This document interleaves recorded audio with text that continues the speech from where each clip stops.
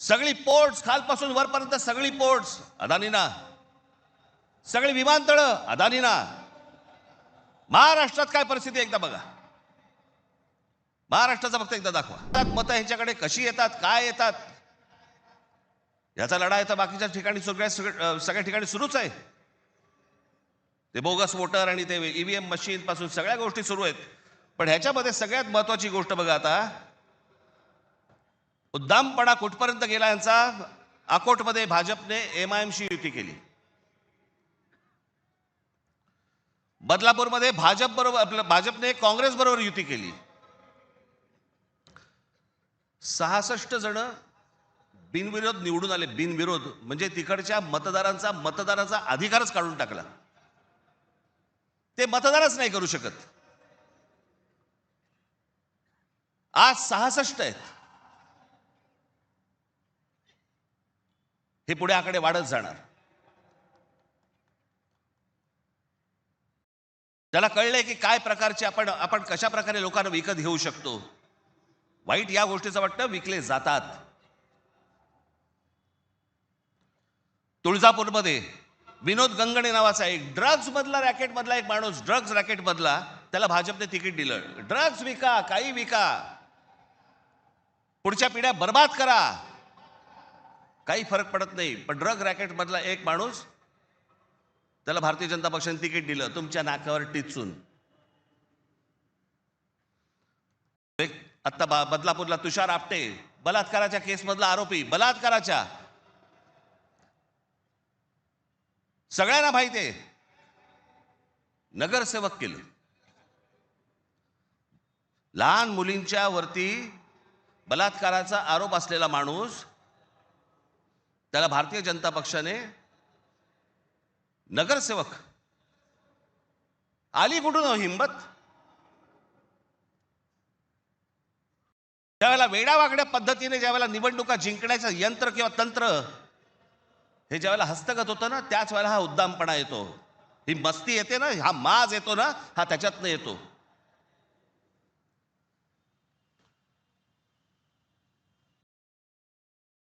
अख्खी मुंबई विकायला काढली, अख्खा महाराष्ट्र विकायला काढला, अख्खा देश विकायला काढला.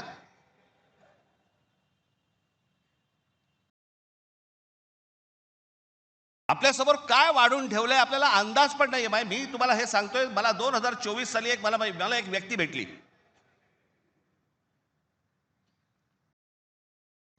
लोकसभेच्या निवडणुका झाल्यानंतरची गोष्ट सांगतोय. आणि त्यांनी मला जी माहिती दिली, आणि ती माहिती दिल्यानंतर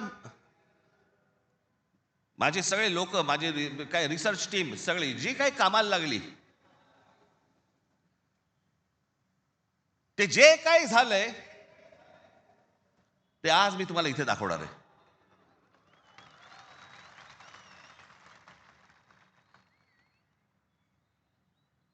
आणि मला असं वाटतं की मी आज जे दाखवणार आहे याच्यानंतर जर समजा आपल्याला भीती नाही वाटली,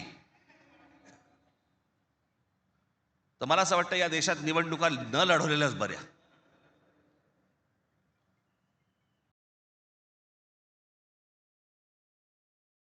म्हणजे आता साधी गोष्ट, फक्त तुम्हाला 2014 नरेंद्र मोदी पंतप्रधान झाले त्यावेळेला, हे मला आता 24च्या नंतर आता हे पुढे सगळं समजायला लागलं. या गेल्या वर्षी 24 नाही, हो 24 नंतर साधारणपणे विधानसभा निवडणुकांच्या आसपास मला ह्या सगळ्या गोष्टी आमच्या रिसर्च टीम मधून यायला लागल्यावरती मला धक्का बसायला लागला. कारण आपण असे बघतच नाही कधी, आपण डोळे झाक करत बसतो आणि नक्की काय खणलं जात आहे आपल्या खालून आणि आपल्याला माहितीच नाही. याचं कारण अनेक हिंदी इंग्रजी टेलिव्हिजन चॅनल सगळं ब्लॉक करून टाकलंय. कोणी काय तुम्हाला दाखवणार पण नाही. दाखवलं की वर्ण फोन येतो, वर्ण दट्ट्या येतो, जाहिराती बंद करून टाकू. हे आता फक्त एक पहिला मॅप मी तुम्हाला भारताचा दाखवतो, 2014चा. दाखवा रे.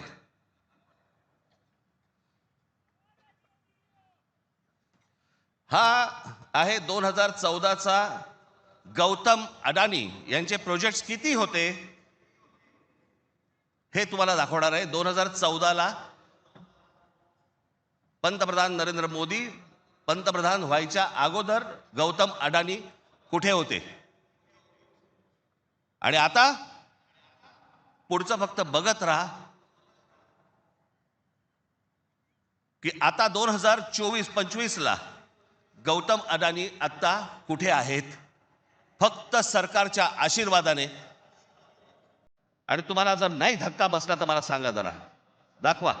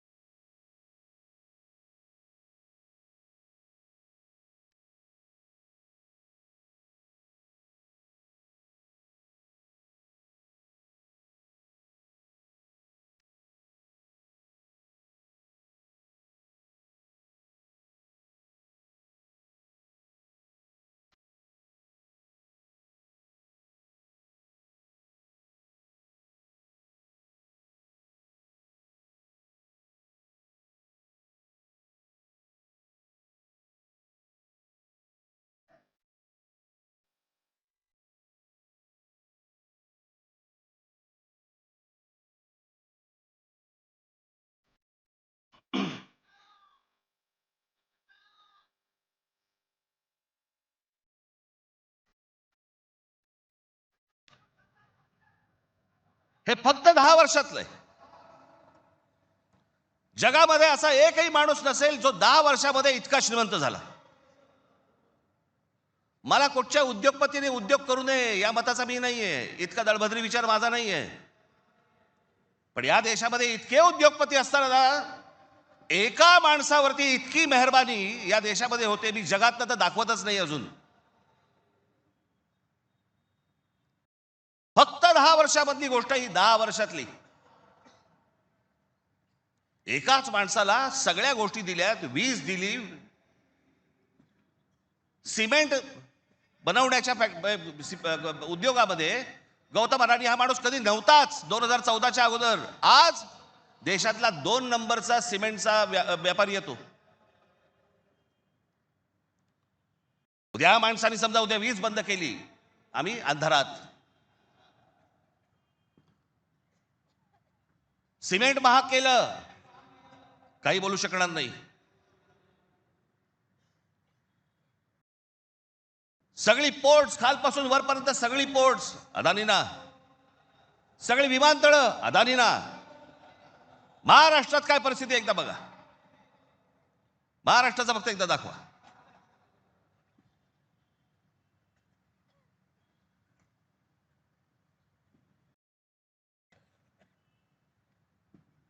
महाराष्ट्रामध्ये फक्त एका ठिकाणी 2014ला फक्त गौतम अडाणी एका ठिकाणी आहेत उद्योग. 2025ला बघा,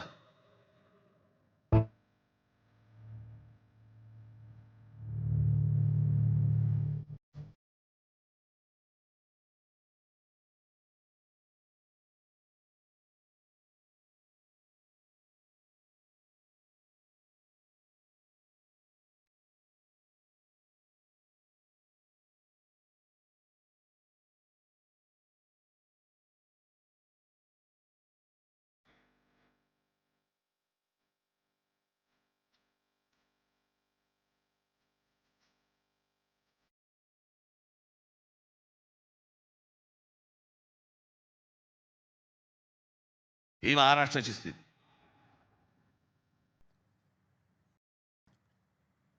आणि मी जे सतत सांगतो ना, हा जो MMR रिजन मुंबई, या मुंबईवरती मी आता फक्त तुम्हाला वाचून दाखवणार आहे. या फक्त MMR रिजन मध्ये काय फक्त केलंय तेवढं फक्त बघून घ्या. मुंबई महानगर क्षेत्रात अदानी 29 जून 2018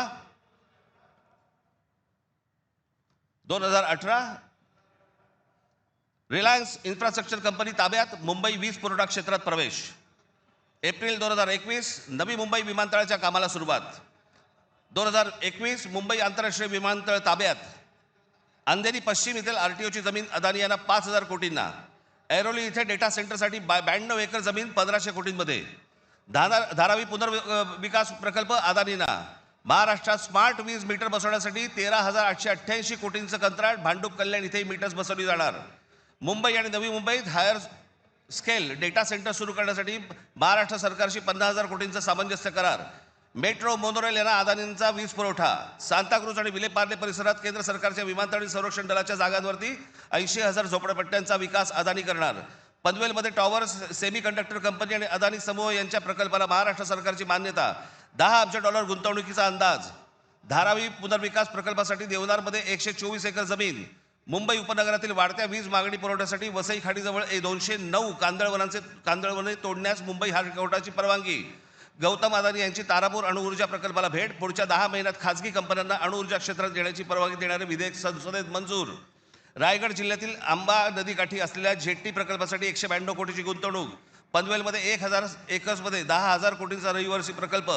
मुंबईला वीज पुरवठा करण्यासाठी 1,660 कोटींचं काम. धारावी पुनर्विकास प्रकल्प बांधणीसाठी मुलुंड येथे 58 एकर जमीन आणि 319 कोटी मिळाले. धारावी पुनर्विकास प्रकल्प बाधितांसाठी कुर्ला मदर डेअरीची 20 एकर जमीन 57 कोटीत मिळाली. 124 एकरचा आणि 36,000 कोटींचा गोरेगाव पश्चिम येथील मोतीलाल नगर पुनर्विकास प्रकल्प अदानींना मिळाला.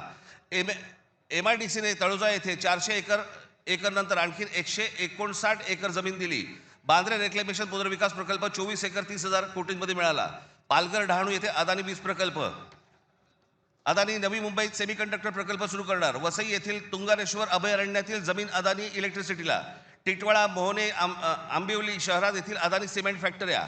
वाढवण येथे बंदर उभारण्यासाठी अदानी समूह उत्सुक. महाराष्ट्र सरकारशी सामंजस्य करार. वाढवण येथे विमानतळ उभारण्यासाठी अदानी समूह उत्सुक.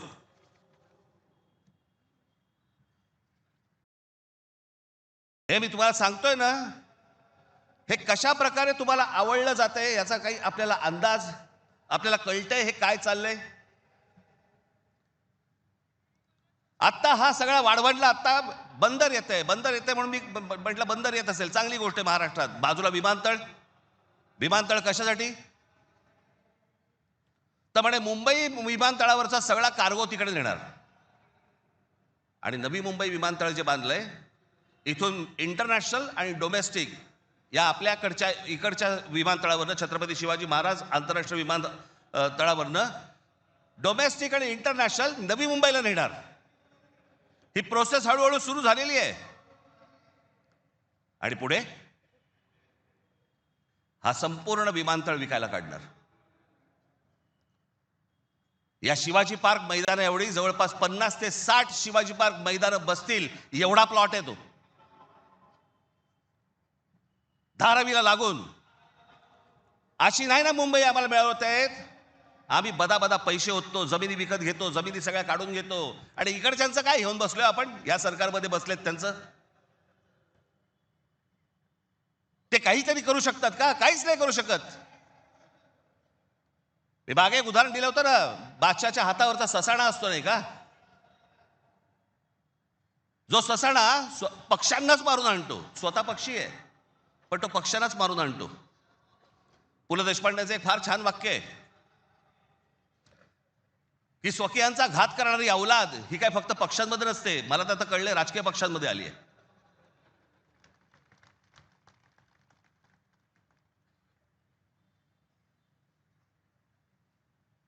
डोक्यात गेली सत्ता, डोक्यात।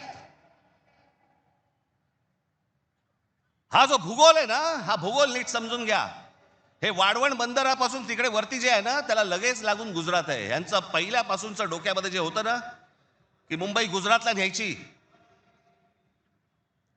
मग मुंबई गुजरातला न्यायची असेल तर काय करायला लागेल? पालघर जिल्हा ताब्यात घ्यायला लागेल, ठाणे जिल्ह्याचा भाग ताब्यात घ्यायला लागेल, या MMR रिजनचा भाग ताब्यात घ्यायला लागेल, तर मुंबईपर्यंत पोहोचता येईल। माणसं पहिली बदा तिकडे टाका, त्यांचे मतदारसंघ फोडा, मराठी माणसांना फोडा, हे मतदारसंघ ताब्यात घ्या आणि त्याच्यानंतर सांगा अरे खासदार तर आमचाच, आमदार तर आमचाच, नगरसेवक पण आमचाच, महानगरपालिका ही आमच्या हातात।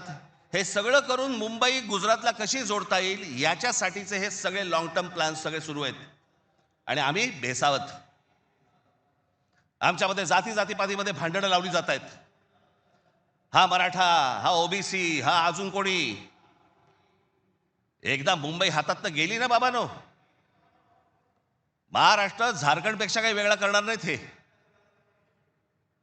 मुंबई ही तुमची राजधानी आहे, मुंबई ही तुमची ताकद आहे, पण जो मस्तवालपणा जो अंगामध्ये शिरलेला आहे यांच्या, की आम्ही काहीही करू, कुठूनही मतं आणू, जे यांनी विधानसभेला केलं तेच करण्याचा हे आत्ता पण प्रयत्न करणार। आमच्यावरती भ्रष्टाचाराचे आरोप करतायत। काय बोलताय काय तुम्ही? देवेंद्र फडणवीस ज्यावेळेला मुख्यमंत्री होते त्यावेळेला यांनी छगन भुजबळांना जेलमध्ये टाकलं होतं, हो की नाही? आता मांडीला मांडी लावून बसलेत। अजित पवारांचे बैलगाडीभर पुरावे घेऊन गेले होते, काय किती 70 का 80 हजार कोटीचा काहीतरी घोटाळा, त्याच्याबद्दल पुरावे बैलगाडीतनं घेऊन गेले होते। आता काय सांगतायत? कोर्टात केस आहे, पुरावे असतील तर त्यांना अटक होईल। अरे मग तुम्ही पुरावे दिले होतेत ना, द्या आता कोर्टात।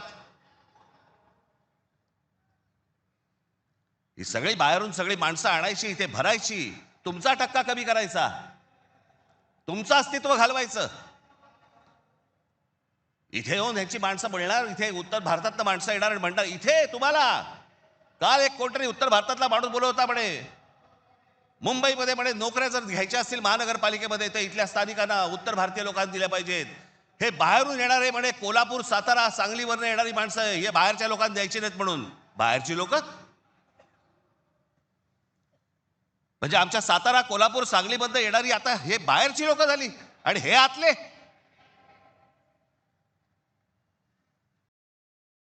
कृपाशंकर सिंग सारखा माणूस यांचा नेता भारतीय जनता पक्षाचा, तो म्हणतो काय उत्तर भारतीय महापौर करू, महापौर करू। यांची हिंमत कशी होते हो बोलायची? आपण जाऊन बोलू शकतो का तिकडे?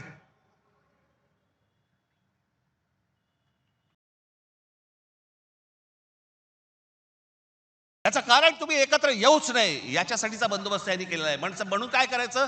पैसे टाका, माणसं फोडा। यांचं मुंबईवरचं लक्ष उडालं पाहिजे, महाराष्ट्रावरचं लक्ष उडालं पाहिजे। हे मराठी म्हणून कधी एकत्र येताच कामा नयेत। आणि मग आपल्याला जे साध्य करायचंय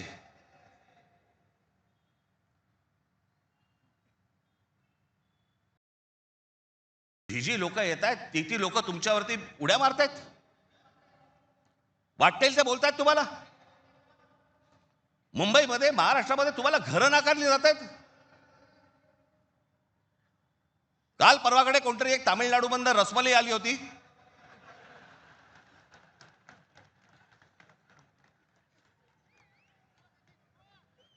तो सांगतो मुंबईचा आणि म्हणजे महाराष्ट्राचा संबंध काय. भडव्या तुझाच काय संबंध आहे इथे याचा.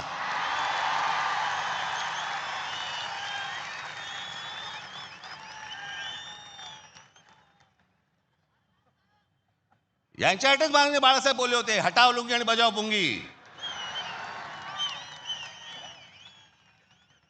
आज अनेक दाक्षिणात्य इथे राहत आहेत, अनेक जैन मारवाडी इथे राहत आहेत, आनंदाने राहत आहेत. पण कसं भडकवलं जाते बघा तुम्हाला कबुतरांच्या नावाने. कबूतर राहिली बाजूला, पण हे सत्ताधारी जे फडफडत आहेत ना, हा त्यांचा प्रश्न आहे. काल परवाची गोष्ट, इथे मुंबईमध्ये एक जैन मराठी वादावरती पडदा टाकण्यासाठी म्हणून एक बैठक झाली. ही बातमी फक्त नवाकाळला आली.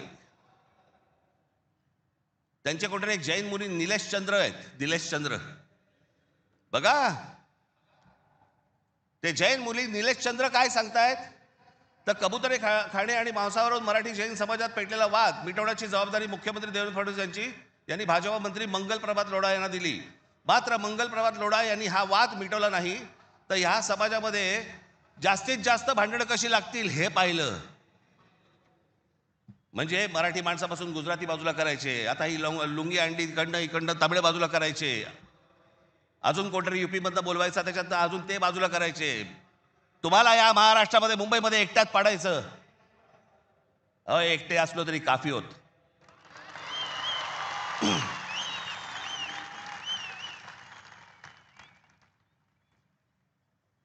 नको त्या वादात जाऊ नका. आमच्या यांच्या गुजरातमधनं बिहारी लोकांना ज्यावेळेला हकलवले त्याच्या बातम्या नाही होत.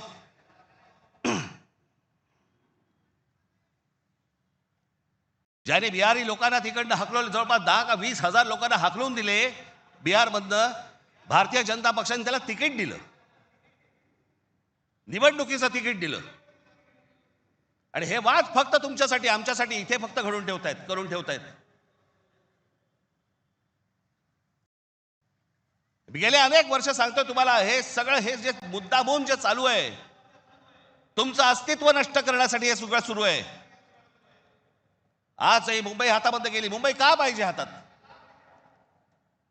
आज केंद्रामध्ये यांची सत्ता, राज्यामध्ये यांची सत्ता, पण उद्या मुंबईमध्ये, ठाण्यामध्ये, कल्याण डोंबिवलीमध्ये, आमच्या MMR रिजनमध्ये उद्या ह्यांना जर काही करायचं असेल, महानगरपालिकेची परवानगी लागेल. आणि महानगरपालिका जर आपल्या हातात असतील, हे जमिनी विकून देऊ शकत नाहीत, हे अदानीला जमीन देऊ शकत नाहीत.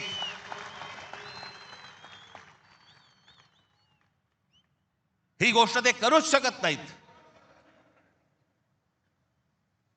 हा धोका काय होता ना बाबांनो, मी फक्त वेळ कमी आहे परंतु मी आपल्याला एक धोका, हा किती वर्षांपूर्वी आमच्या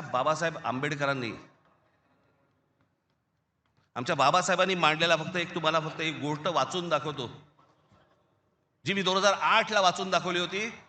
बाबासाहेबांनी काय त्यावेळेला मांडलं होतं हे तुम्हाला आज कळेल. मी काय सांगतोय तुम्हाला ते. उत्तर प्रदेश आणि बिहार यांच्यासारखी राज्य निर्माण करून हे बघा, हे पुस्तक आहे भाषिक राज्य पुनर्रचना मीमांसा. आपल्याला कुठे मिळालं तर आपण जरूर वाचा. उत्तर प्रदेश आणि बिहार यांच्यासारखी राज्य निर्माण करून राज्य पुनर्निर्माण मंडळाने केवळ तौलनिक विषमता निर्माण केली एवढेच नव्हे, तर उत्तर भारत आणि दक्षिण भारताचे 2 तट निर्माण केले. उत्तर भारतात हिंदी भाषेचं प्राबल्य आहे, उलट दक्षिण भारतात हिंदीशी संबंध नसलेल्या भाषा बोलल्या जातात.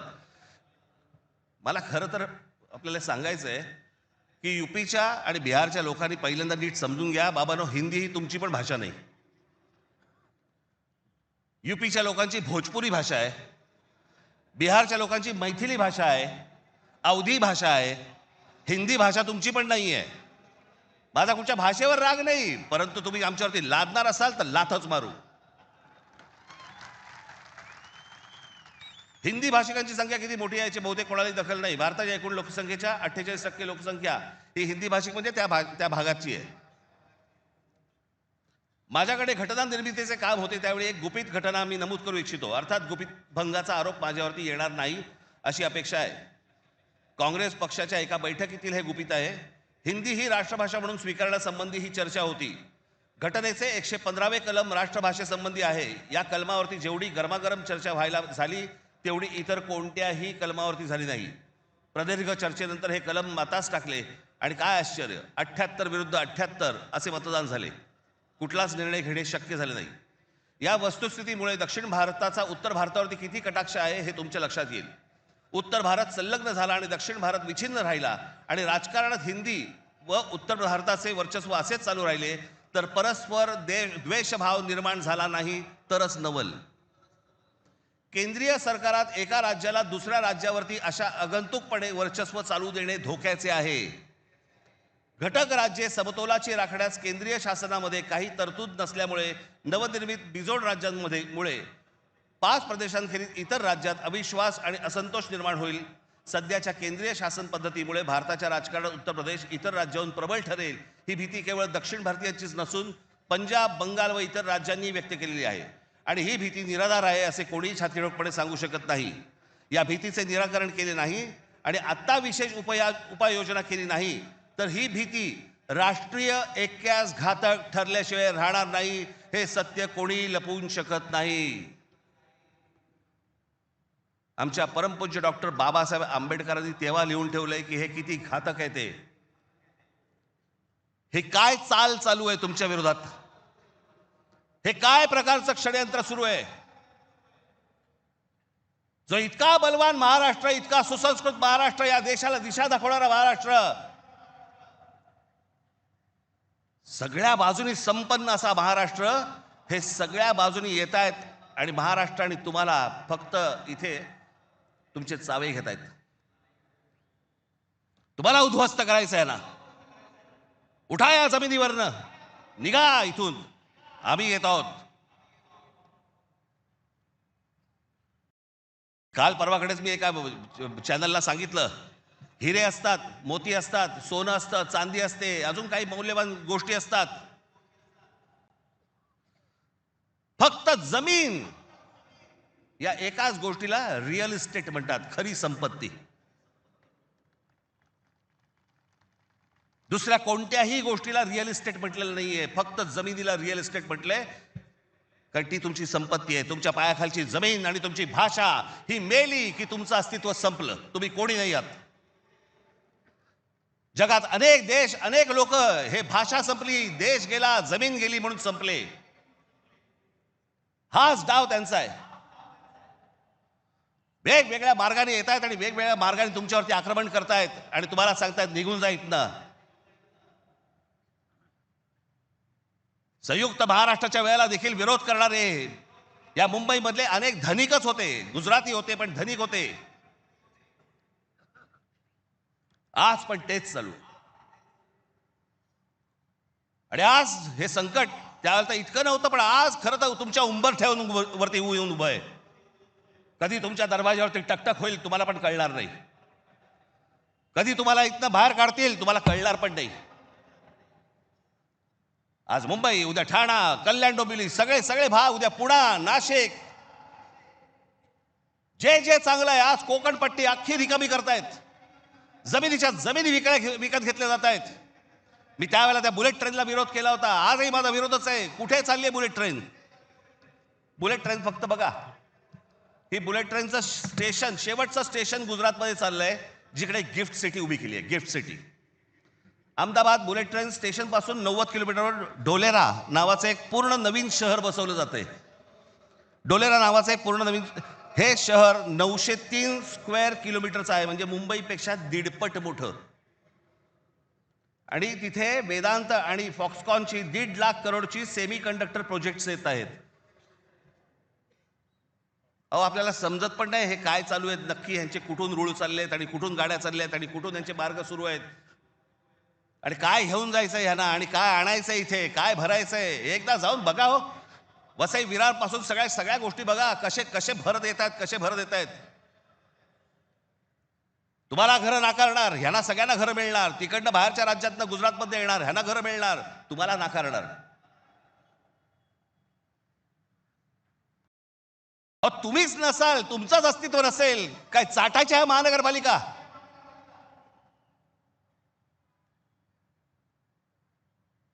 काय उपयोग आहे या गोष्टींचा? आम्ही भले आमच्या वचननाम्यामध्ये सांगितलेल्या अनेक गोष्टी आहेत, ज्या उत्तम करू, उत्तम शहर करू, चांगल्या गोष्टी करू. मला असं वाटतं उद्धव ठाकरे आपल्या भाषणामध्ये या गोष्टी सांगतीलच. अरे पण तुम्ही असायला पाहिजेत ना त्याच्यासाठी. तुमची काय किंमत करून ठेवली आहे लोकांनी? कोण महाराष्ट्रामधला मराठी माणूस पैसे फेकले की विकला जातो? ही आपली किंमत.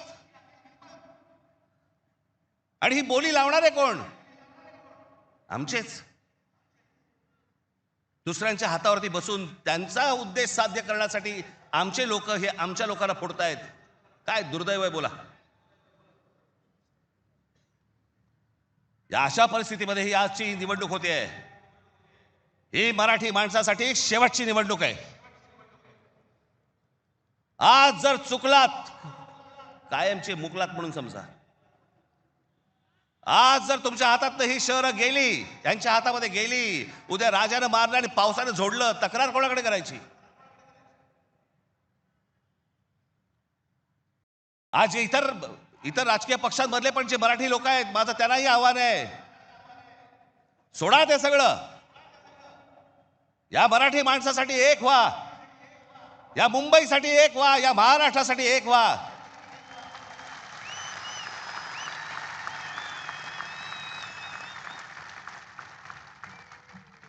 ज्या इतक्या वर्षांच्या परंपरेने, इतक्या लोकांच्या तपश्चर्याने ही मुंबई महाराष्ट्राला मिळाली. 107 आमचे हुतात्मे गेले. उद्या मुंबई गेली तर त्या पुतळ्यानंतर काय अर्थ उरतो? आणि पुतळे काय म्हणतील ते? आमचा मराठी माणूस बेसावध राहिला आणि म्हणून आम्ही मिळवलेली मुंबई आम्हाला गमवावी लागली. आज तुमच्या समोर ही सोन्यासारखी संधी आलेली आहे. आम्हाला सत्ता काय, सत्याचं काय करू? सत्तेशिवाय पण आज पण लाथा मारल्यात ना. अनेक अंगावर आले, त्यांना तुडवलेच ना. पण तुम्हाला ह्यांचा मास, या सगळ्या लोकांचा, सत्ताधाऱ्यांचा तुम्हाला उतरवायचा या निवडणुकीमध्ये. कुठेही बेसावध राहू नका. माझी आपल्याला सगळ्यांना एक फक्त सांगणं आहे, हे ईव्हीएम मशीनवरती लक्ष ठेवा. दुबार मतदार सकाळी 6 वाजता, मला जेवढे काय BLA नेमलेले आहेत, सकाळी 6 वाजता तिकडे सेंटरवरती पाहिजेत दोन्ही पक्षांचे. आणि दोन्ही पक्षातले जे सगळे लोक आहेत यांना फक्त मी एकच सांगतोय, बाबांनो, आता आपल्यातलं काही वाद नाही. आता खरी लढाई त्यांच्याशी आहे.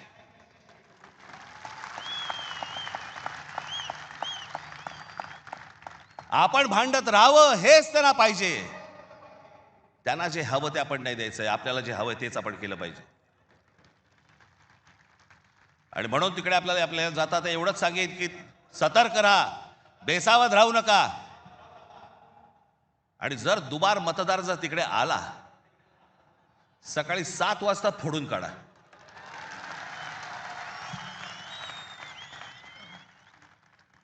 ही मुंबई राहावी, हे महाराष्ट्र राहावं, राज्य राहावं, हे मराठी माणसाच्या हातात राहावं, तुमच्या हक्काचं असावं, तुमचंच आहे ते. आणि मला असं वाटतं की जो लढा आजपर्यंत मराठा साम्राज्याने दिला, तो लढा आज तुम्हाला, आज सगळ्यांना, तुम्हाला, आम्हाला सगळ्यांना करायचा आहे. हा महाराष्ट्र वाचवायचा आहे, महाराष्ट्र समृद्ध करायचा आहे, ही आपली शहरं समृद्ध करायची आहेत, ही मुंबई आपल्याला वाचवायची आहे. ही मुंबई कदापि आपल्याला कुठेही गुजरातला राहून द्यायची नाहीये. या सगळ्या गोष्टींसाठी आपण सगळेजण कामाला लागाल अशी एक आशा अपेक्षा बाळगतो आणि आपल्या सर्वांची मी रजा घेतो. धन्यवाद. जय हिंद, जय महाराष्ट्र.